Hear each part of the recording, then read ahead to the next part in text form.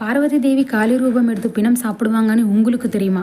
ஒரு நாள் ராத்திரி சிவபெருமாள் பார்வதி தேவி எங்கோ போகிறது கவனிப்பாங்க. அப்படியே 2-3 நாளாக கவனிப்பாங்க. ஆனால் விடியற்குள்ளே வீட்டுக்கு வந்துடுவாங்க. இது பார்த்த சிவபெருமாள் பார்வதி தேவி கிட்ட கேட்பாங்க, எங்கே போகிறான்னு கேட்க அம்மா எனக்கு எது தெரியாதான்னு சொல்லிடுவாங்க. ஆனால் அடுத்த நாள் பார்த்தா திரும்பி இப்படியே தான் போவாங்க. இது பார்த்த சிவபெருமாள் பார்வதி தேவி பின்னாடியே போய் பார்த்தா அம்மா உக்ர ரூபம் எடுத்து காளி ரூபம் பத்ரகாளி ரூபம் எடுத்து சுடுகாட்டில் போயிட்டு பிணமெல்லாம் சாப்பிடுவாங்க. இது பார்த்த நம்ம சிவபெருமாள் என்ன பண்ணுவாங்கன்னா, அந்த பெரிய குழி ஒன்று தோண்டிட்டு வந்துடுவாங்க. அடுத்த நாள் திரும்பி பார்வதி தேவி அந்த இடத்துக்கு போகிறப்ப அந்த குழியில் விழுந்துருவாங்க. அந்த குழியில் விழுந்துட்டு அம்மா மேலே தலையெடுத்து பார்க்குறப்ப மேலே சிவபெருமாள் இருப்பாங்க.